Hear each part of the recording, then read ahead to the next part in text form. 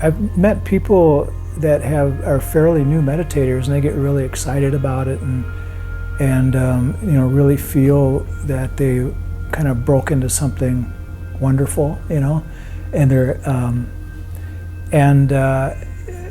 a lot of times, they stay with it, and sometimes they don't. It's just that they really, there's some energetic joy, behind it, which is wonderful. But sooner or later, that kind of simmers down, and it actually isn't very good for the practice, to be able to, kind of go for it like this, But it's very wonderful to be excited about meditation and knowing that it's something that we feel that can benefit us. And usually, the judgment, how we can tell whether meditation is working or not, is by our level of happiness. We just become happier people. To become a happier person generally means that we figured out something. And in meditation, it points to our true nature, who we really are. Because meditation is it's taking our awareness from out there and kind of curving it around and bringing it back into us. It's really is a practice of looking inside, of going within, and that's why it works. It works in many different levels.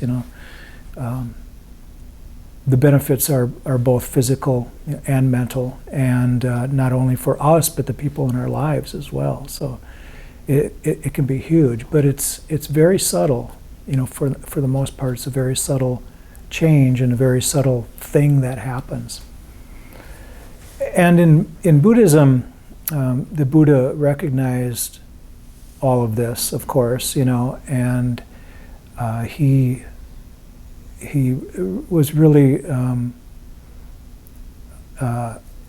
he really felt meditation was important, and so that's why when people think of Buddhism, they think of meditation. When they see a statue of Buddha, he's always in a meditative posture, almost always, and that is the main practice of Buddhism. So the two kind of coincide. And in the West, we can call ourselves Buddhists because we practice meditation all the time.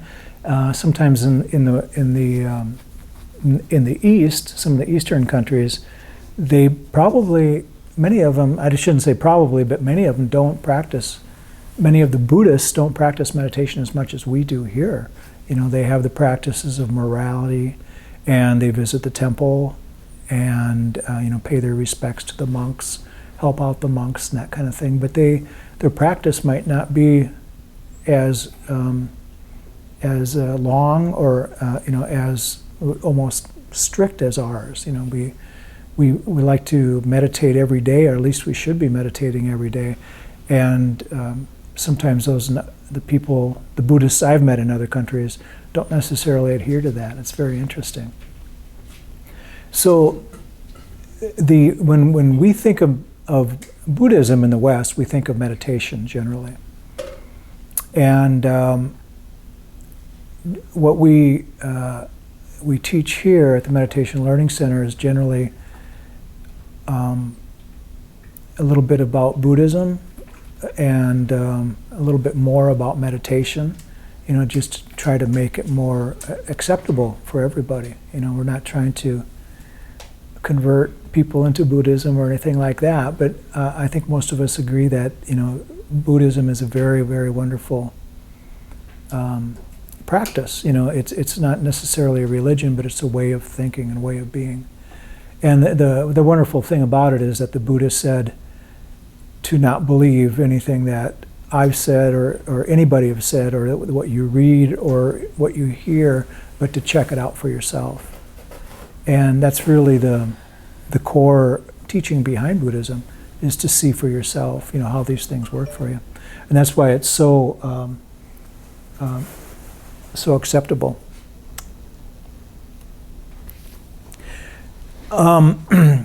With that said, to go full circle back to understanding our true nature, one of the reasons that meditation works is because it points to our true nature. And in Buddhism, the belief in the true nature is that we are not an individual. That there is a person. There is a person sitting here talking, and you are persons listening. So talking is happening, listening is happening, and seeing and smelling and tasting and thinking, and all these things are happening to a person, but not on an individual basis. And when that is understood, then there's a certain amount of liberation that comes about because of this realization of oneness.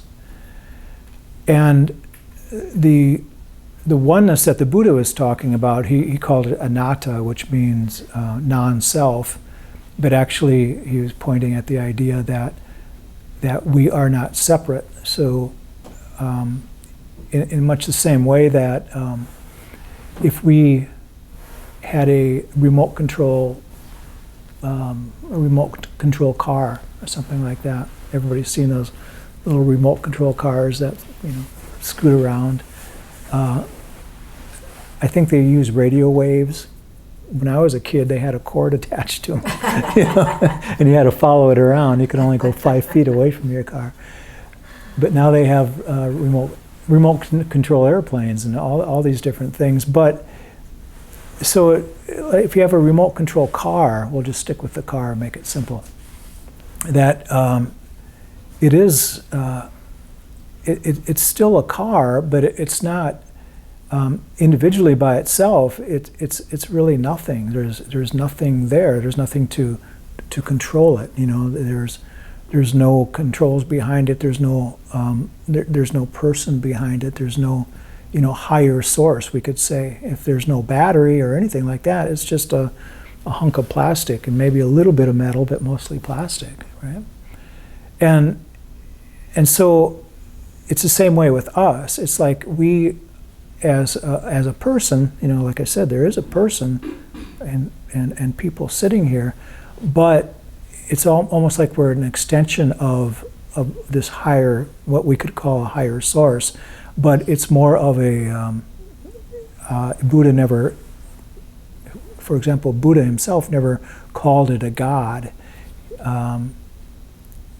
whatever it is, but it's more of a universal oneness, that we are all a part of. Whenever we feel like we're separate from that, that's when we run into situations like the ego getting in the way, and the I or me getting hurt, or an individual, doing something on an individual basis that can cause problems. So whenever we are suffering in any way, we can see it as a result of the I-ness, the selfing, the me or the my. And when we meditate, we come into this presence, and that is, if it's there at all, let's say our meditation is going really well, and we're resting in this still presence, that I, if it's there at all, is very, very transparent and not very existent at all if we notice, if we notice what is happening. And I say when our meditation is going well, and what I mean by that is when the hindrances to our practice soften, like the desires and the restlessness and worry, and anger and fear, and any kind of drowsiness and that type of thing. Particularly ideas of thinking something about the past and the future, about something that happened in the past or something that could happen in the future, and that type of thing. Fixing those types of mental activities. So if we can set those things aside in the mind, give ourselves permission, to come into that presence, and set the intention to be very, very present, give ourselves permission to stop worrying, stop caring about what's going to be happening next, and realize that doing that is not selfish in any way. It's just our intention. That's what we want to do for the next 30 minutes or whatever our meditation is. And allow ourselves to rest in that, we'll see that the individual self, the individuality, is very, very weak, which means that we are doing our practice well. Because what happens next is that the joy and in many cases blissfulness will arise for us. There can still be thoughts, but they are the types of thoughts that really don't harm us in any way, as far as wishing this was done that way, or repairing something in the future, that kind of thing. And so the practice, I've been in groups and stuff where we've dwelled on that subject itself for almost 8 weeks or more.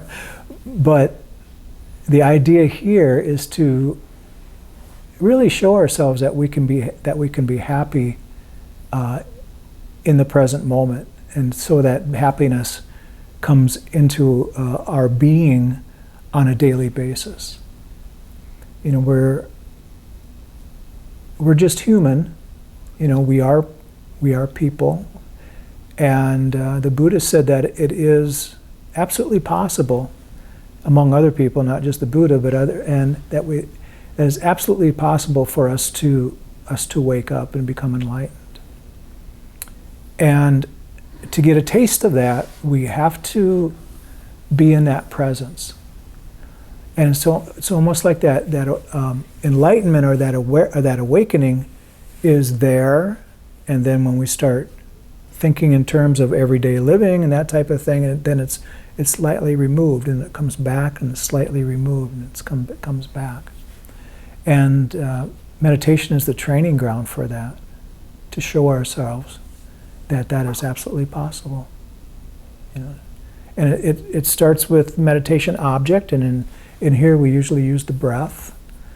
There are other meditation objects, but the breath is the front runner.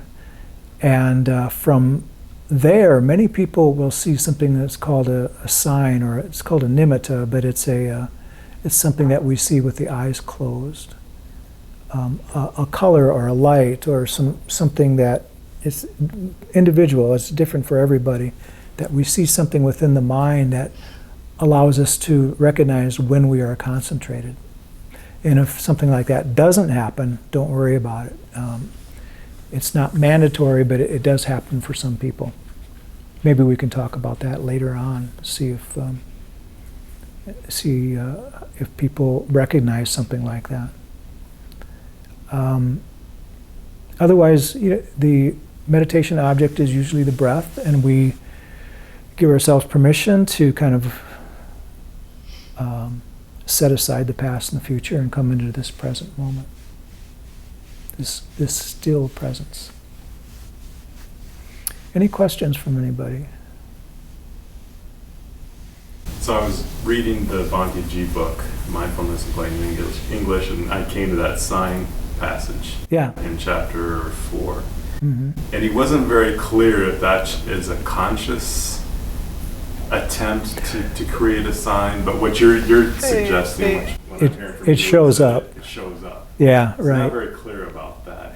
Yeah, he's not very clear about that in the book. I think I'm not sure why that is, but it's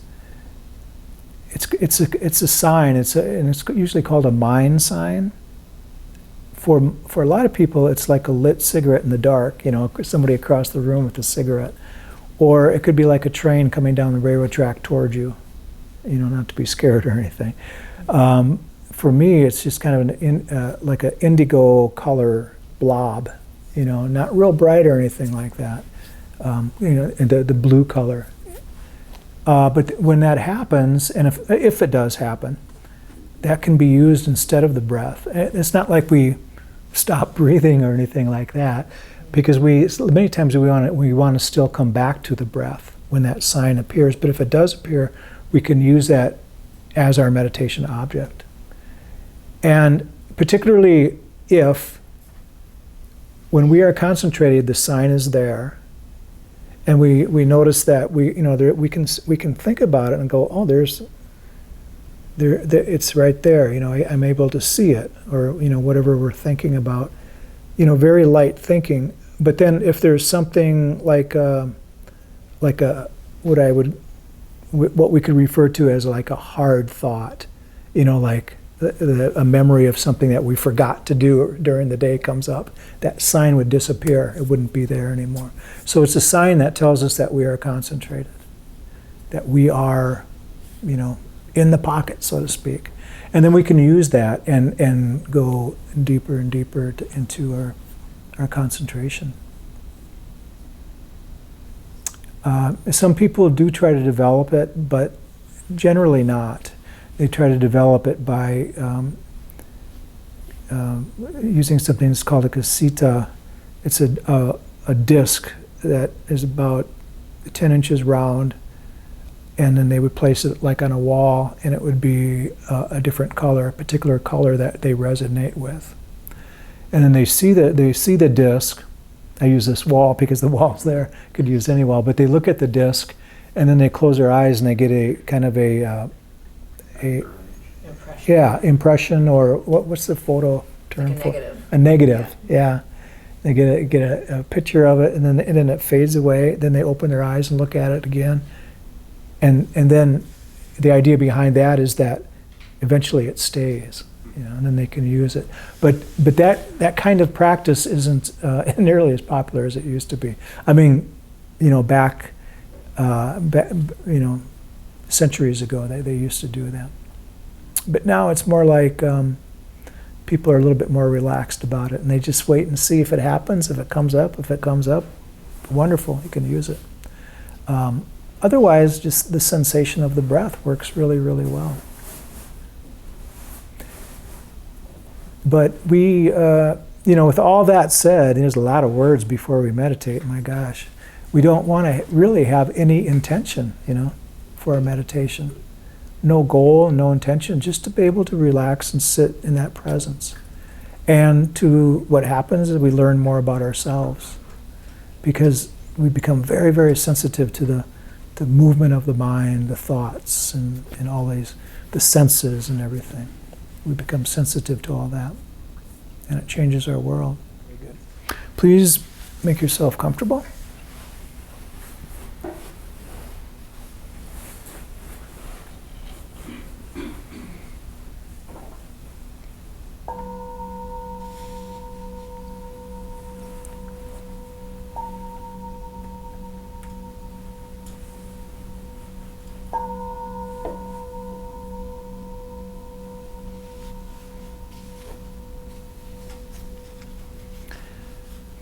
And gently close the eyes.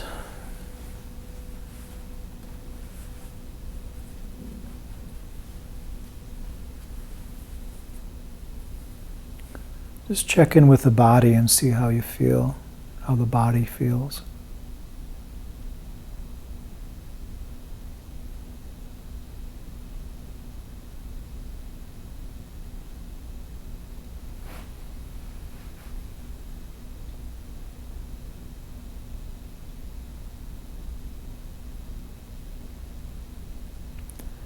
When we check in with the body, we notice sensations and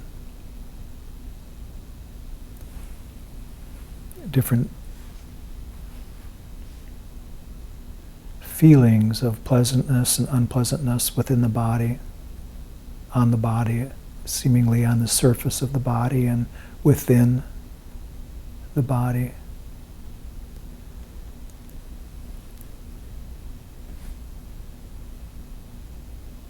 And when we pay attention to this, we realize in a very subtle way that there's just looking and noticing. In other words, just being aware of all these different things that are happening with the body. Very little control, if any.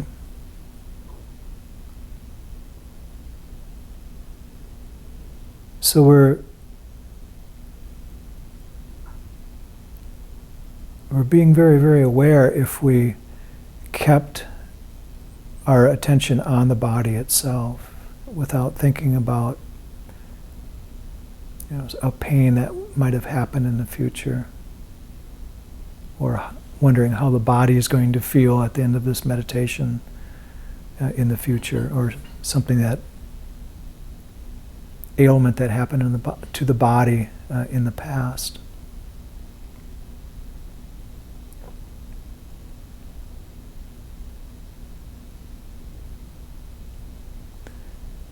So we want to set aside any of those issues, what we called issues or preferences.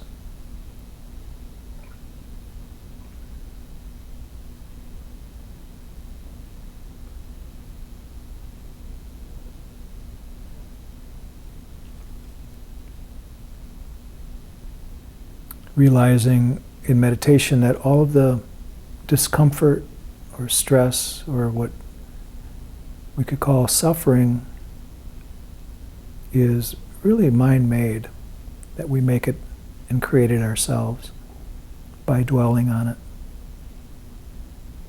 or conjuring it up. That's why when we focus on our meditation object, we come into this presence just simply by using that as a tool.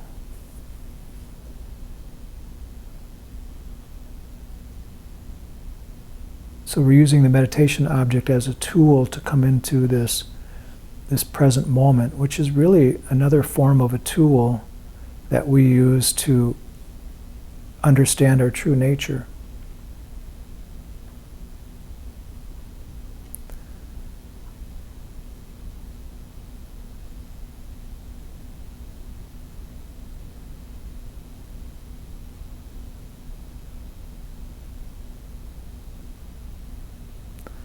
Sometimes people will look at the practice of Vipassana and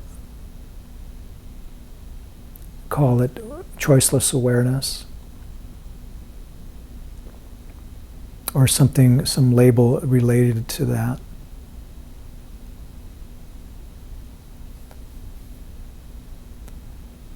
And the choiceless awareness is kind of pointing to the idea that we are allowing the mind to kind of drift around, and we're watching our reaction to everything that it bumps into.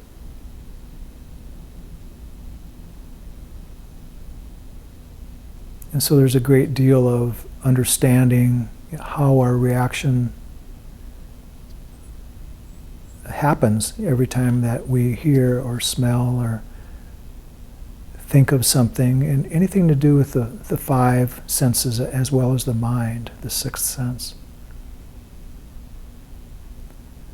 But in Vipassana, or insight meditation, the practice is to not just be choicelessly aware, but to focus on a meditation object. And then when the mind drifts off, just like in choiceless awareness, we notice that, we notice our reaction to it and everything else, but we, at that moment, we also bring our attention back to the breath and start from ground zero again.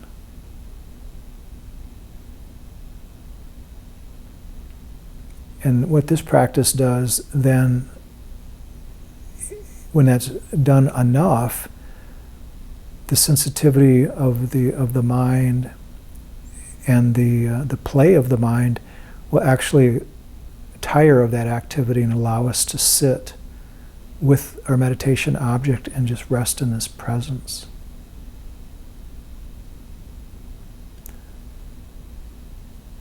And in the meantime, we're learning a great deal about ourselves by noticing our reactivity and how we feel about the different things that the mind bumps into, before we can say that we're resting in this presence. But also when we are resting in that presence, the idea of insight and the things that come out of that are really individual for each person, but very much a learning experience.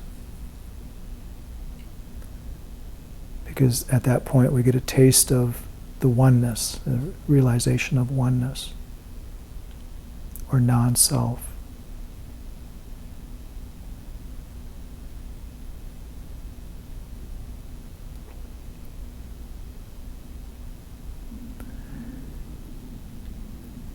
And so it really starts with the meditation object and being very familiar with it.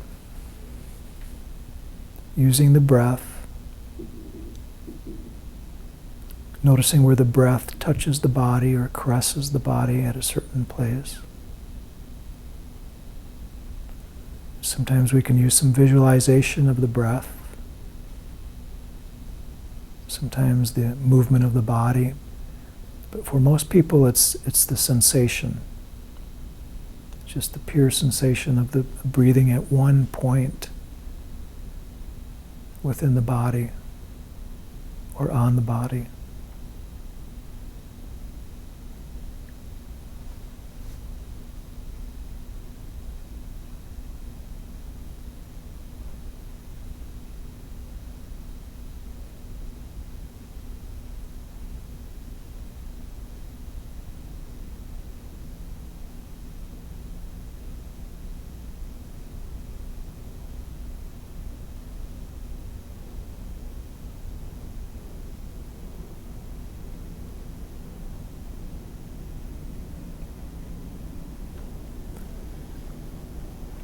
So the breath can become a very good friend of ours in our meditation practice.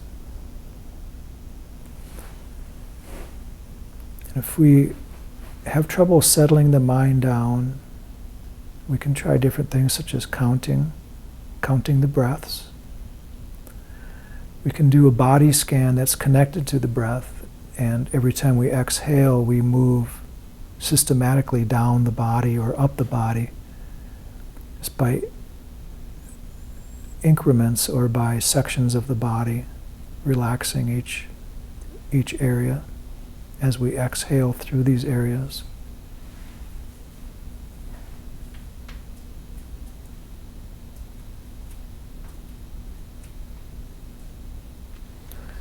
And we can even do other practices such as metta or other types of visualization practices. But it's always suggested that we connect with the breath as much as we can.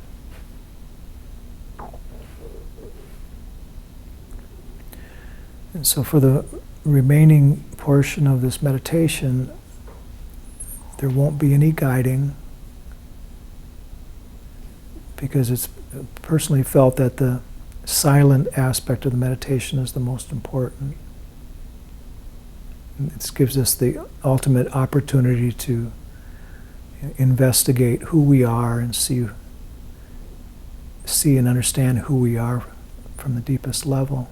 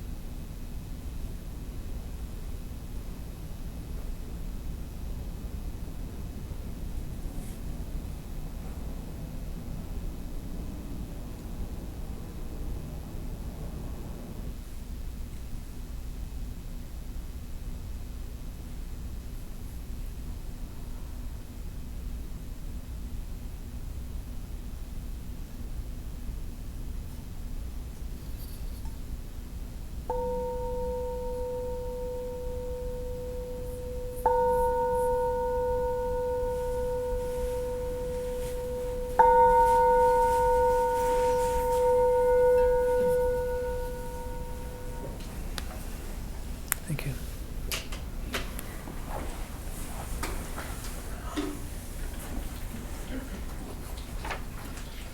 May each one of us and all beings be well, happy, and peaceful. May no harm come to us. May no difficulties come to us. May we all meet with spiritual and worldly success. And may we have the patience, courage, and understanding to meet and overcome any problems or difficulties that we might face. Thank you again, everyone. The Buddha talked primarily, in the sutras, in the Theravada tradition, he talked primarily of sati, or this mindfulness type of practice, insight meditation, and concentration, those two types of things. Concentration where we disregard everything else, just so that we can first come into this presence and then eventually absorb, come into this absorbed concentration, and then finally, like jhana, where we go into the deep practices. We talked about that last night a little bit in what we have a direct pointing class in here. Direct pointing is kind of like the some of the deeper teachings, we could say, but also not only in Buddhism but in other traditions as well. And we were talking about why the Buddha wanted us to go into these deep states of concentration. And primarily they are to give us a taste of what it's like to live our lives in such a way that we're preparing ourselves for awakening, for the immaterial realms, where when we're concentrated and we go beyond, let's say we go beyond this mindful practice that a lot of us are doing here. When we go deep into these states of concentration, there's first we experience these worldly realms where we're connecting with the breath first, and then all the hindrances, all the negative mind states fade away, and things become very, very blissful, and the thought completely changes, and these jhana factors fall away. So the thoughts eventually fall away, the blissfulness and the happiness falls away, and what's left is single-pointed concentration. And then when we go even beyond that, we go into what are called these non-worldly non-worldly abodes, or pure abodes. And in concentration, they are, if I remember correctly, areas where our perception completely changes. So at first it's like we're perceiving open space, like just there's a vastness of space. And the only reason that we know it's space is because we feels like we're in space, and we might even kind of visualize something like stars. But it's very much like a blackness and nothing else. And then eventually those stars, those little things that symbolize space, are gone, so it's just like a nothingness altogether. And then from there, it's even like an even deeper level, is that there is no perception at all, and not even no perception, but no perceiver, nobody to perceive anything, and nothing to perceive. So it's just like a blankness. And that's the closest that we can come in this life for us to be resting in permanence, not impermanence, but like a permanent place. If we could stay there, because there's nothing to change, there's nothing to shift, there's nothing to move. so in a way, it's like preparing the mind, preparing ourselves for arhatship or nirvana, where it's said, I don't know this from experience, but it's said that is the only permanent abode there is in nirvana. Otherwise, virtually everything is impermanent. It was a very interesting conversation we had last night. We related it to what are called the fetters. The fetters are these 10 things that the Buddha referred to, 10 things that chain us to this samsaric life. That 10 things that when we die, we come back to this world. If we believe in that kind of thing, that's the Buddhist belief that we are reborn and we go through this cycle again and again and again until we uproot these 10 fetters. And the ones that I'm referring to just recently are some of the what are called the higher fetters. That when they are eliminated, then that's a sign of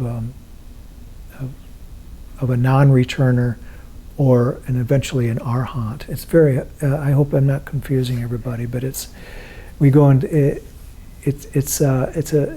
very interesting conversation. But the very first fetter that the Buddha talked about was the idea of the individual view, and that's the very first thing that we talked about this evening. How we view the self, how we look at the self.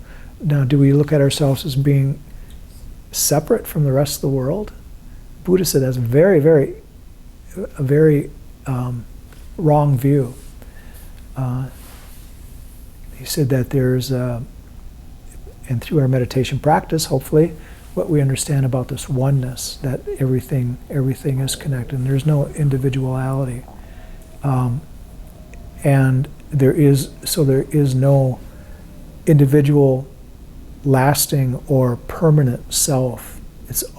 We are all the same, and we're all completely changing, constantly in a flow.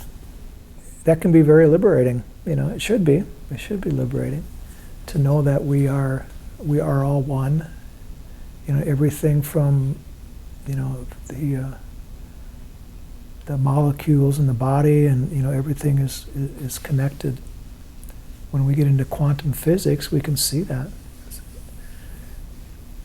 And the idea is another analogy is like we're like a wave in the ocean. The wave is not separate, but it looks like we can say that, oh, look at that wave. Go to the ocean. Wow, look at that wave. It's a big one. But it's a part of the ocean. It's still the same thing as the ocean. It's just kind of comes up and falls away, just like each one of us. We are born and we recede back, born again, recede back, just like a individual wave, or seemingly individual wave, but a part of the whole thing. And in that way, when supposedly we get hurt, for example, by something that someone says to us, we can see that it is just not directed towards us. It's coming from their pain, their suffering. And not only them as an individual, but everybody in their lives and everything in their lives that came up to that point. And so we begin to see life as just a play, a play of series of events just unfolding one after another with not a lot of control on our part at all. It's just a lot of unfolding, these different things. And there's a certain amount of freedom behind that. But we're running over a little bit here, and I don't want to make you late for your next appointment. So thank you all for coming. If you have any questions about that grief recovery thing that I mentioned, just see Terry or myself, or come by tomorrow night at 5.